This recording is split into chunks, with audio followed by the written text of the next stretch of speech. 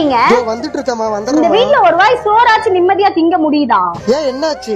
கிளம்பி வாங்க வீட்டுக்கு. வந்துட்டு தானே இருக்கேன், எதுக்கு போன்ல அப்படி கத்துற?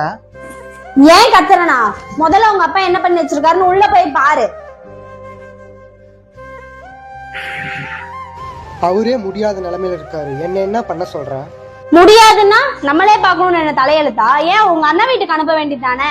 எத்தனை வாட்டி சொல்லியிருக்கேன் ஆசிரமத்துல சேர்க்க சொல்லி, அதையாச்சும் பண்ணி தொலைக்க வேண்டியதானே? அவரு ஏன் அப்பா எப்படி பார்த்துன்னு எனக்கு தெரியும்.